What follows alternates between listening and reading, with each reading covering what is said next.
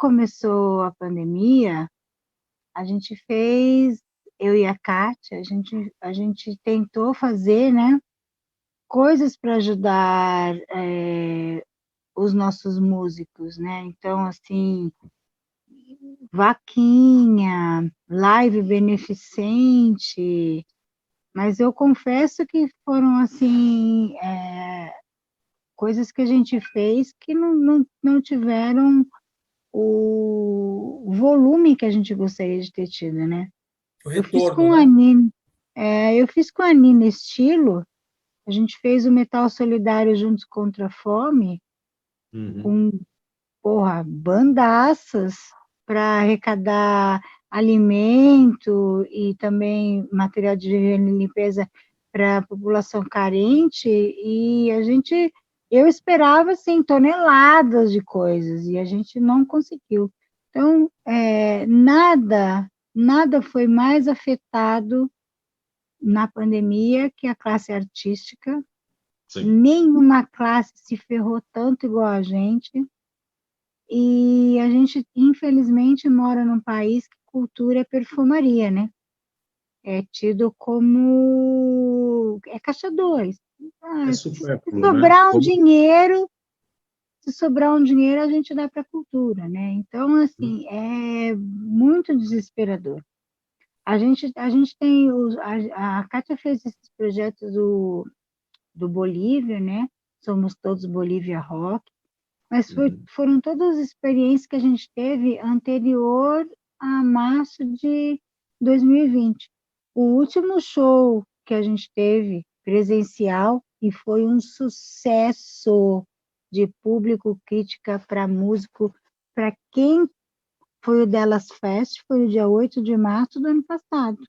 Eu estava. Depois disso, você estava, lógico que estava, a gente colocou. Aliás, eu ganhei uma orgonite, é isso que fala? Isso, inclusive, eu conto para todo mundo que eu falo assim, a gente fez acho que foi o Delas Fest no sábado, no domingo a gente foi para a feirinha do Ipiranga, onde a gente expunha os produtos da gente, e na segunda-feira a gente não tinha nada, né? A gente que Exatamente. dependia do nosso trabalho como autônomo, a gente perdeu assim imediatamente tudo, né? Tudo, Assim, os tudo. ganhos, os projetos que a gente tinha e até hoje está sendo uma luta para recuperar isso, né? E Nossa, isso que teve. você disse me lembra o Dudé, né? Quando a gente falou com o Dudé e ele falou que a cultura nesse país aqui, além disso, ela foi sucateada e ela foi principalmente sucateada num momento em que o músico, em que o artista em si precisava do apoio Mais de do apoio, exatamente. mais Quando apoio a gente do precisava. público e não existiu, né? E se existiu, existiu numa quantidade muito pequena. Como que você vê isso, desse sucateamento das políticas públicas para a cultura? Bom, não é uma frase nova minha, mas é exatamente o que eu penso. O Brasil não tem investimento em cultura desde Dom João II, que fez o museu, que fez a biblioteca pública. Depois dele, ninguém nunca mais se preocupou com cultura e a gente vem sofrendo esse solapamento da pasta, né, da cultura. Começou, na verdade, com o governo Collor, fechando todas as bibliotecas, tirando a cultura de foco. Aí a gente teve uma volta da cultura com o governo do Lula, assim mesmo, não era exatamente o que a gente queria. O Juca, né, que foi o ministro, ele tentou bastante, ele e o Fernando Haddad, o Haddad era ministro da Educação, tentaram mostrar para as pessoas a importância da cultura, fazer modificações muito pontuais, né, na Lei Rouanet. Eu acompanhei tudo isso, eu vivo de cultura, não como ganho, mas como profissão de fé. Eu respiro cultura, eu vivo cultura. Então, assim, a gente sofre desgraçadamente na mão de governos, em cima de governos, que simplesmente ignoram nossa existência. Eu vou dar um exemplo para a cidade de São Paulo, tá? Eu sei que a internet é uma coisa internacional, mundial, o mundo inteiro pode me estar vendo, mas eu vou falar daquilo que eu conheço melhor, que é São Paulo. A gente tinha 10 candidatos a vereador na última eleição, com uma verve para a cultura. Somente um foi eleito, que foi o que eu fiz o trabalho todo para ele, e o mote dele nem era principalmente cultura. O slogan dele é mais esporte e menos remédio. Eu encaixei a cultura porque ele ajudou, ele fez umas lives, ele patrocinou vários projetos da gente, e quando a gente fez uma parceria, eu falei para ele, olha, eu vou fazer de tudo pela sua campanha, e a minha paga vai ser que você vai ter que me aguentar, porque política pública para rock and roll tem que ser política pública de cultura. O rock and roll tem que entrar na programação regular dos equipamentos de cultura. Sim. Naturalmente, né?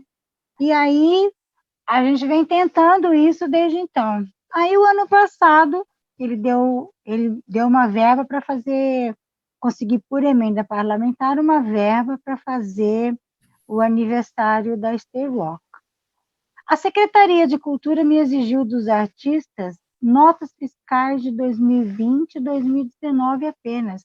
Não queria nenhuma nota fiscal anterior a 2019, sendo que em 2020 ninguém trabalhou. Quem trabalhou em 2020? E não houve argumento que fizesse eles, tipo assim, nós não vamos aceitar. Ou seja, eles não queriam viabilizar nada, entendeu? Então, assim, a gente trabalha com um departamento de cultura que é contra a cultura. Então, você imagina o tamanho do problema. Nós estamos falando de São Paulo, é a 4ª maior cidade do mundo, né? Mas eu estou falando de um problema local. Imagine isso daí exponencialmente. O Ministério da Cultura desapareceu, virou uma pasta. Toda vez que eles não sabem o que fazer com a gente, eles tiram todas as nossas instâncias e colocam pasta, qualquer coisa, entendeu? Uma maneira clara para qualquer pessoa que tenha cérebro, de que, assim, além da gente ser desimportante, eles não querem ter nenhum tipo de gasto com a gente, né?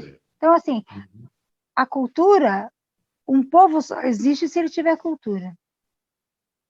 A cultura é a base de qualquer civilização.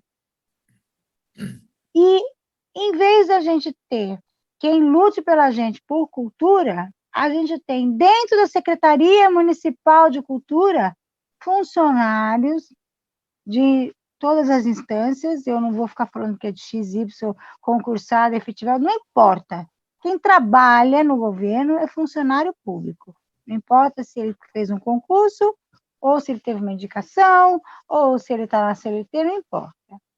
Agora, dentro da Secretaria de Cultura, não pode ter um funcionário sequer que seja contra a cultura, que embarrere projetos. Você vê, dessa maneira, como é que você, por exemplo, você dá espaço para um artista zero, o cara expoente? É a primeira vez na vida dele. Ele não pode sair, ele não pode. A Secretaria de Cultura não vai dar espaço para ele, porque ele não tem 3 notas fiscais de anos 2019, 2020, 2021, se você for fazer alguma coisa com... Agora, imagina, quem é que tem nota fiscal de 2020 e 2021? Nem a Rita Lee. São 35 anos praticamente ininterruptos. Eu não podia chegar nessa marca e falar, que legal, fiz 35 anos. E aí? Então eu tinha que comemorar de alguma forma. Como não tem show, né? Agora os shows estão começando a voltar, a gente não sabe ainda como vai ser ao certo. A gente ainda, quando eu comecei a história toda, era impossível tocar, então eu falei, cara, eu tenho que produzir alguma coisa para movimentar o lance todo, né, agora a respeito dessa marca de de 3 décadas e meia tocando metal. E aí, cara, tem que se reforçar isso, tocando metal, sem parar, batendo contra tudo e todos. E aí, o que acontece, cara? Eu não queria regravar, não tinha sentido nenhum eu regravar a música. O que é o Motorhammer? A princípio, é um projeto para mim comemorar essa marca de 35 anos, onde eu ia regravar algumas faixas da minha discografia. Na minha cabeça não tinha sentido nenhum eu gravar músicas do Panzer, porque foi divulgado pra cacete, saiu disco, não sei o quê, foi trabalhado pra caramba, não tinha sentido nenhum. E também existia o problema técnico de tocar bateria e cantar determinadas coisas que são humanamente possíveis de fazer ali, devido ao vocal gutural, bateria muito rápida. Então, eu eliminei a questão dos álbuns do Panzer por conta disso. E aí, cara, o que eu falei? Ainda tem, né? Eu tenho muita música perdida no meio desse caminho, de demo que foi gravada e banda acabou, de disco que foi lançado e foi mal trabalhado, de demo zoada dos anos 80 anos 80, né? Não tinha como fazer. Então, o que eu fiz? Eu reuni desse material todo 4 faixas e mais a ideia era fazer um EP inicialmente, 4 faixas e esse cover do Triumph, que era uma coisa que eu queria fazer muito. E gravei, montei a banda com o Renato, com o Corvo, que era o baixista do Panzer, meu parceiraço, e a gente gravou essas 5 faixas, comigo tocando bateria e cantando. É um remake dessas músicas antigas. Essa primeira faixa, inclusive, Fighting Against the Walls, ela tem 31 anos de existência. Essa faixa foi composta no Punch, a banda antes do Panzer. Uma banda lá perdida em Mairiporã, quando o guitarrista, talvez o JP conheça, claro, acho que você também. O guitarrista era o Marcelo do Exxon, acho que vocês lembram do Exxon, essa banda. O Exxon eu lembro. Então, era um dos guitarristas do Exxon que montou o Punch comigo, com meu irmão, e depois virou Panzer. Então, assim, aí tem um catado tem uma faixa do Chasing Fear, que foi a banda que veio depois do Scars, quando o Scars acabou, e aí fez um barulhão em São Paulo, e quando a banda virou um trio comigo, né, o Marco e o Anderson, a gente gravou uma demo que foi gravada e não foi divulgada, da onde saiu essa faixa Rage Over Rage. E aí, pô, cara, tá tendo uma resposta sensacional da galera, do público, e aí ela meio que deixou de ser projeto e virou banda. E a gente tem o projeto de, até o final do ano, lançar um disco com mais músicas que eu tenho guardadas aqui, que ficaram perdidas, e uma faixa já nova que a gente já compôs, que é bem legal. Eu tava escutando a Fighting Against the Walls, e ela tem uma pegada muito legal, cara, porque ela consegue flertar com o início dos anos 80, mas é ousada. Eu tava ouvindo e falei, cara, essa música, você fica com o sentimento de passado, mas ela é agora também. Você não é aquilo que você tem em mente com banda, né, com música, né? Você é o primeiro, não é o primeiro que comenta isso.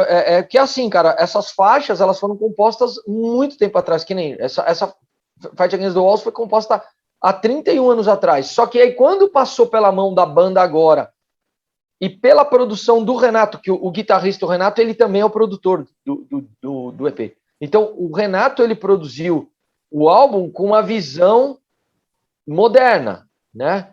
E os arranjos também, muito da mão do Renato na guitarra, também foram modificados com uma visão moderna. Então, ficou essas 2 coisas, né? Do passado e do presente.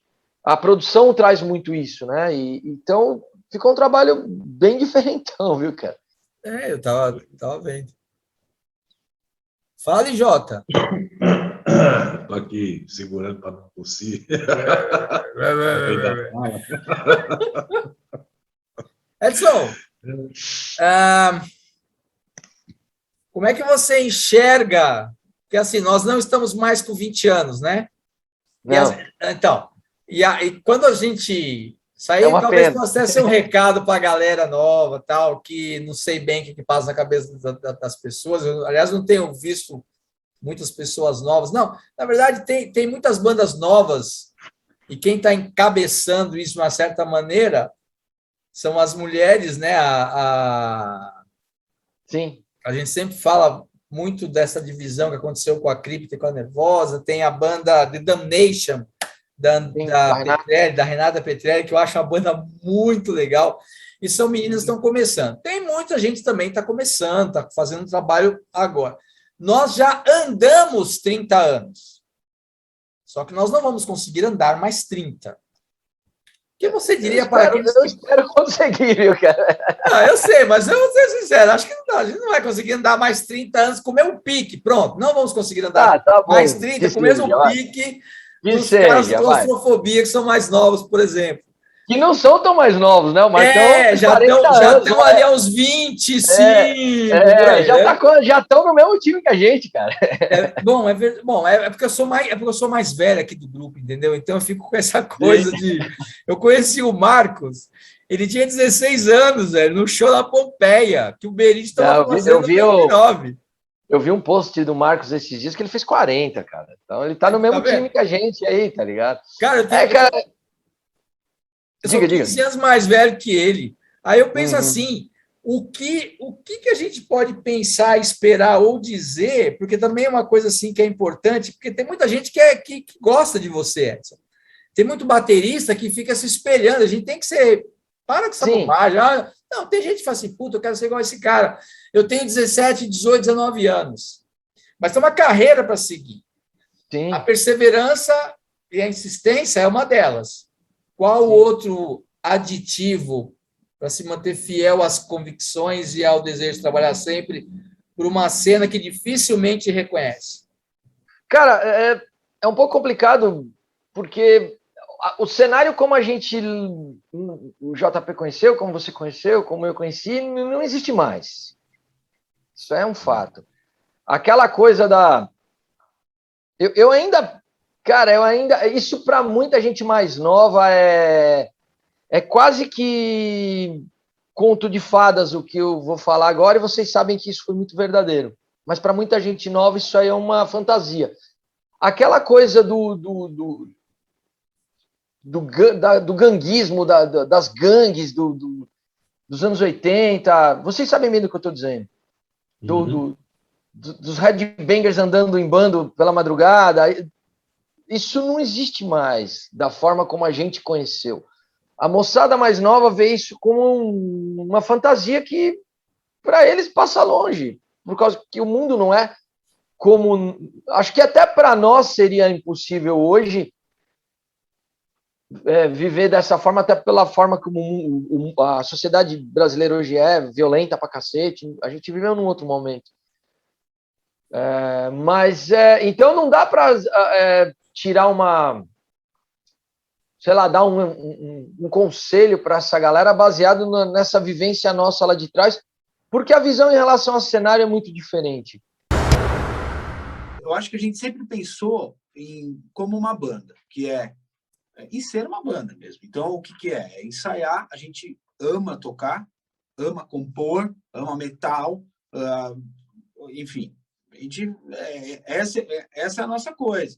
Então, a gente entra no modus operandi, que é o modus operandi que eu imagino que seja o modus operandi de uma banda, que é você ensaiar, compor, entrar em estúdio, gravar o disco e sair para divulgar o disco em turnês. Então, é isso que a gente sempre pensou. Tem as dificuldades? Tem as dificuldades, é isso aí. E não é só no Brasil, não, porque viver de música é difícil mesmo. Então, eu lembro até os caras, muita gente falando, muita gente.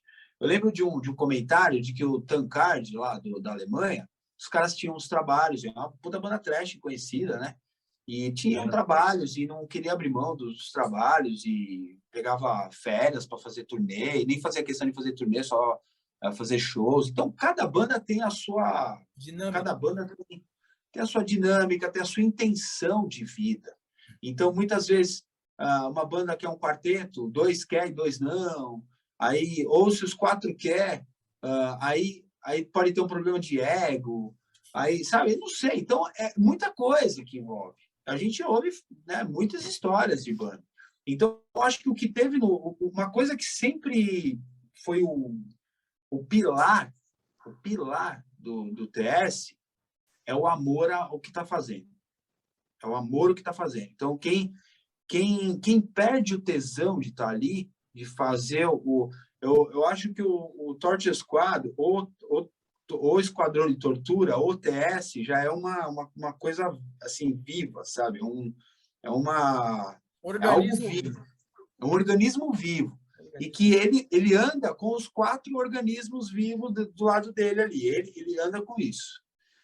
E que se um desses organismos não tiver, ele automaticamente e naturalmente ele é trocado por outro e segue. Porque tem que ter essa mesma energia para fazer essa coisa andar, que é o Torture Squad. A paixão, acima de tudo, o valor à música, a música ser o cara, a música ser o que tem que ser pensado ali. Não tem essa de, entrou minha parte, não entrou a sua. Não tem essa. É o que a música é. O que a música está pedindo? A música, se eu sei que a melhor coisa para a música é a ideia da outra pessoa, não tem o porquê de inflar o meu ego. De falar, não, aí eu tô pedindo para brigar, aí eu tô pedindo para trazer uma bad vibe, aí eu tô pedindo para que algo dê errado. Então, se o ego age, algo dá errado. Não é a música que tem que ser a estrela, a música é a que tem que ser ela que tem que soar legal. Se para isso eu perceber que tem que sair uma virada para dar destaque para alguma outra coisa, eu vou tirar a virada em prol da música. Não é porque eu quero deixar virada porque eu quero. Não existe isso. Então, eu acho que uma banda tem que ter isso muito bem trabalhado, né, neles, né? E o bem trabalhado, na verdade, nada mais é do que expor a própria paixão com a banda, com a música ali.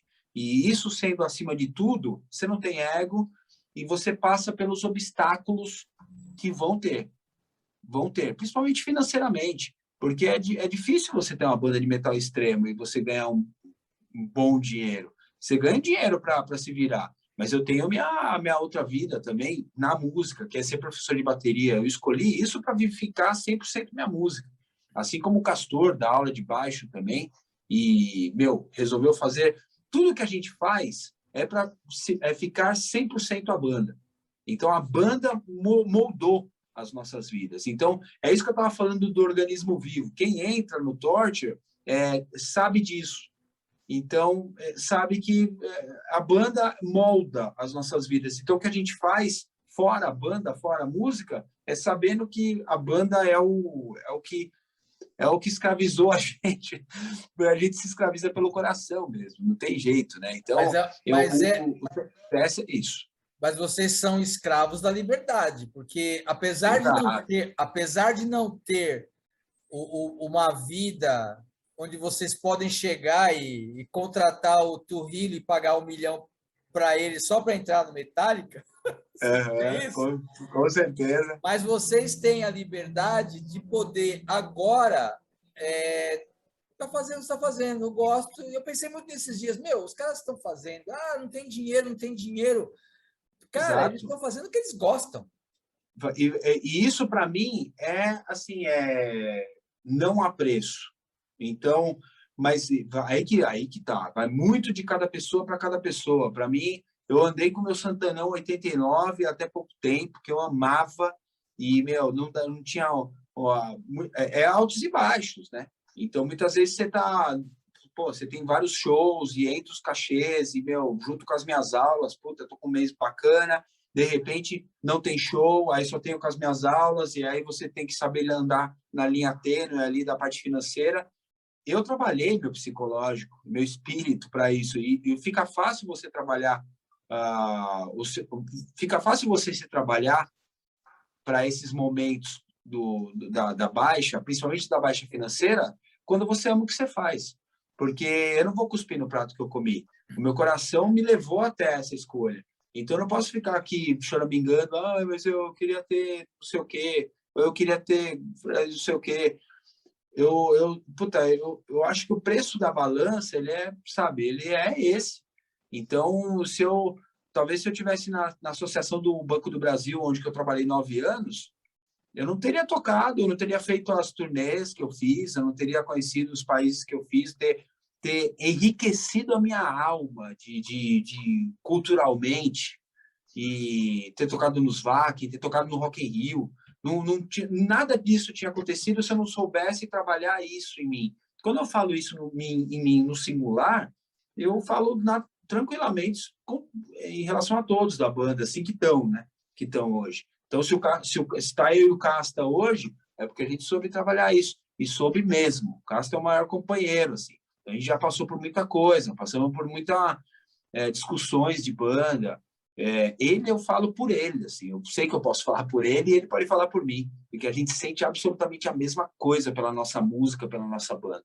Então, a gente já discutiu, e depois de discutir, já se abraçamos chorando, e é isso mesmo, é tipo, porque a gente sabe que a gente ama o que a gente faz, e que o que a gente faz com a música está acima de tudo. Então, muitas vezes bandas não conseguem lidar, né, com esse tipo de coisa. Então, eu sinto que, sabe, independente se é mainstream, se é underground, se você é realmente uma banda, você vai passar absolutamente o que uma banda passa. E o que uma banda passa? Uma conversa de música entre o Mick Jagger e o Keith Richards é a mesma conversa de música entre eu e o Castor. É a mesma coisa. O que muda a conta, o que tem na conta bancária. E aí é outra história. Aí é outra história. Porque show business é outra história. O quanto a banda alcançou de popularidade, de venda, isso é outra história. Agora, a música, a magia da música, de se fazer música, de, sabe, melodia, ritmo, a sua intenção com a música é a mesma. Né? Eu acho que isso é o que mantém, realmente. É o que faz a gente ter equilíbrio para saber lidar com todos os obstáculos e saber que o que a gente vive com a nossa música é muito além e que vale a pena pagar qualquer dos preços que vem nos cobrar. Certo. Eu queria aproveitar tudo isso aí que você disse com muita propriedade, com muita relevância do que você disse. Eu queria saber como foi para vocês, né? Você e o Castor, que são a linha de frente dessa banda, né? Vocês estão ali praticamente desde o começo. Eu queria saber para vocês como foi trabalhar com 3 vocalistas diferentes em estilos completamente diferentes e sobreviver a isso, né? Porque eu penso que a voz é o cartão postal da banda, né? E vocês passaram pelo Vitinho, hoje vocês estão com a Maiara e são vocalistas extremamente diferentes, assim. Como foi essa adaptação e como vocês fizeram para manter o Tortoise Squad sendo o Tortoise Squad com essas mudanças? Assim, já começando do final, eu acho que a banda é o que é porque a coluna vertebral ela está aqui. Então, ela está aqui, ela continua aqui. E nada do que acontecesse ia mudar, sabe? Por mais que outros integrantes somavam também, mas ninguém ia determinar. O meu pensamento sempre é muito forte, assim, ninguém determina a vida de ninguém, sabe? O Vitinho saiu da banda, eu nunca imaginar que ele ia sair. Nunca imaginar. Um amigo meu desde os 4 anos de idade, amigo de bairro. Então, é o mesmo objetivo de vida juntos, o mesmo sonho juntos, o que a gente viveu juntos. E assim, eu sempre, só para deixar claro que sempre tive o Vitinho como irmão de vida e tenho ele como irmão de vida. Então, eu nunca imaginei que ele um dia poderia sair da banda e saiu. E é isso mesmo que você falou, o vocal é a cara da banda, né? Quando ele saiu, a gente construiu a cara da banda com ele, né? Quando ele saiu, naturalmente, o pensamento que pintou na gente foi de não ter uma cópia dele. Não ter uma cópia. Então, aí que veio a ideia de se ter uma voz mais trash. E o André, guitarra da época, cantava. Então, a primeira coisa foi, você topa fazer? Vamos fazer. Fizemos umas gravaçõezinhas a gente e fizemos uma voz mais trash. E para a gente foi um momento, nossa, para mim particularmente foi muito importante a fase do Esquadrão de Tortura. Foi muito importante, porque foi exatamente essa época, a época de ter que provar que a banda tá ali, que não era o vocal, sabe? E aí a gente compôs o Esquadrão e veio um disco totalmente com coisas novas, assim. Foi o primeiro conceitual sobre um tema só, a época que foi a ditadura militar no Brasil. Claro que em 11 músicas a gente não ia conseguir falar tudo sobre os 21 anos, né, da época do regime militar, porém a gente pensou em colocar as coisas mais significantes ali. Eu vejo muito por esse caminho. Posso estar errado? Com certeza posso. Não sou o dono detentor da grande verdade universal. Não sou. Mas eu acho que a galera tem que ter noção, cara. E não tem, às vezes não tem. Só porque passou por um lugar X, acha que pode fazer o que for e não pode, brother. Segura a onda. Tenha noção de onde você está indo, para aonde você está pisando. E se você está pisando naquele lugar, cara, pisa na humildade, cara. Pisa na boa, chega legal. É lógico que tem situações. Uma vez eu assisti o documentário do Motorhead, logo depois da morte do Lemmy. Eu me emociono fácil, né? Eu chorei umas 3, 4 vezes. Então, o documentário do Queen sobre a ótica dos 3 membros que ficaram vivos, falando do Freddie Mercury, cara, chorei pra caramba. O show do Foo Fighters em Wembley, esse documentário, chorei pra caramba. E tem uma hora que o Lemmy, ele tá na van e ele manda parar o carro, cara, assim, ó, manda parar. Aí tem um monte de garoto assim na porta de um bar e ele vai lá falar com os caras. Imagina, velho, ele tá lá tranquilo na Augusta, inferno, vai. Aí para um carro, desce o Lemmy. Vem cá, vamos tirar foto. Porra! Mano, que sensacional, né, cara? Me deixou. Aquilo me arrebentou por dentro, velho. Ah, imagino. Cara, eu, nesse tempo que eu tô escrevendo, cobrindo o show, tive chance de conhecer bandas de fora do Brasil, cara. E uma das bandas que, pra mim, é exemplo de humildade, que eu falei aqui, é o pessoal do Rothenkreuz da Grécia, cara. Caralho, os caras são fenomenais, sabe? Porra, falaram com todo mundo, tratam todo mundo super bem, de uma educação ímpar, cara, atenção com a galera. Se você já foi, o Cláudio, ou nunca foi, vá ao show do Rothenkreuz, você vai ver que os caras são diferenciais, sabe qual é? Ó, achei o gancho para falar da arquibancada. Pronto. Vai, manda ver. Este ser aqui... Eu queria só fazer um adendo no que o Augusto disse aí. Eu acho que a gente já falou isso em algum momento, Cláudio, né? E você me relembra onde foi, mas eu penso assim, eu acho que as instituições do heavy metal no Brasil, e com instituições você pode dar o nome que você quiser, que eu acho que você já está pensando em alguns, assim como eu também estou pensando, elas fazem muito mais mal para esse cenário do que bem, né? E eu penso que a grande maioria das pessoas, elas se colocam na posição, por exemplo, assim, o Cláudio fala, pô, a gente vai tocar ali no Cinzeiro, vai lá ver o show da minha banda, não sei quem, não sei quem lá. A primeira coisa que eu penso, eu falo assim, vou ver o show do meu amigo ali. E eu acho errado, cara, você pensar assim, tipo, você vai num show, você vai para se divertir, você não vai para ver seu amigo tocar. Não vem dizer para mim que você vê seu amigo tocar, porque a partir do momento que você vai ver o seu amigo tocar, você vai uma vez, 2 e depois você não vai mais. Você não vai pela banda, você vai pelo seu amigo. Então você vai uma vez, 2, 3, e a partir daí você vai ver o seu amigo no YouTube, que é onde o headbang se prolifera. Né? Então eles vão chegar aqui no canal e vão assistir tudo isso e não sei o que, e vão ficar. Então, tipo assim, não tem o interesse. E isso entra no que o Edson disse na outra entrevista.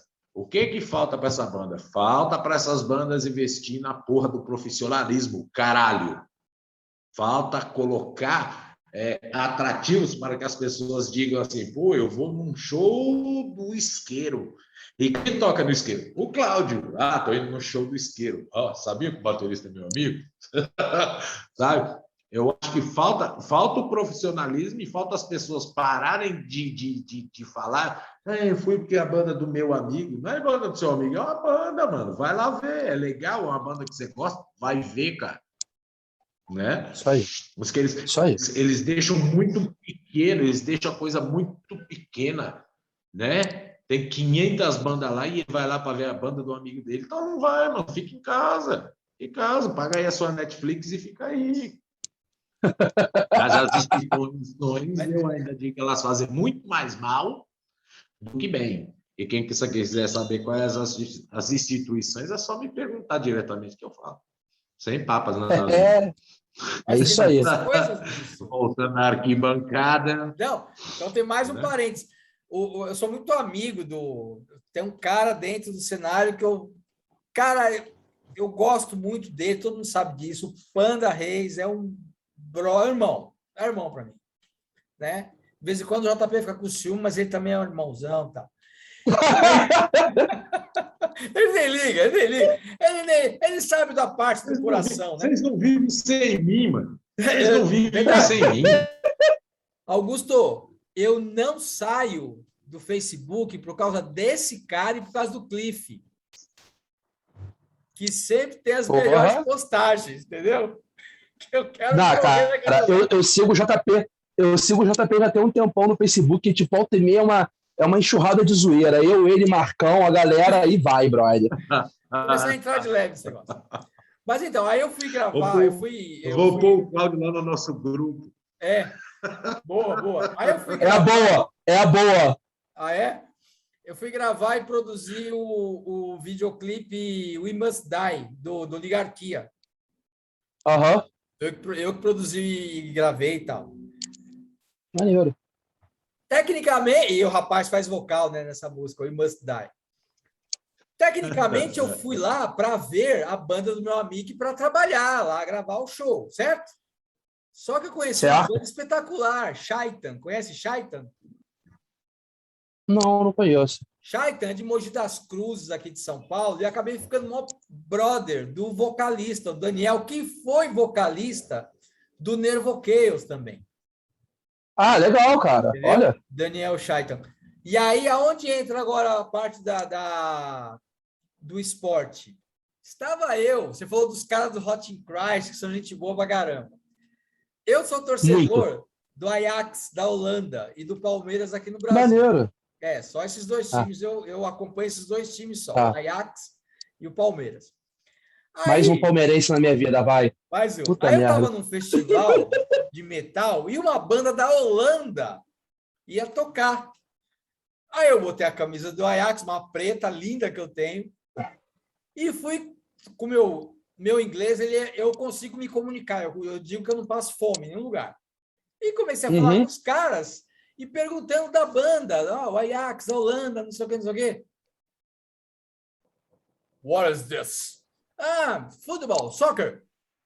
I hate soccer. Aí eu falei, ok, doesn't matter, only doesn't matter, no soccer. Os caras foram muito chatos. Isso não foi no Brasil. Caralho! Não é possível.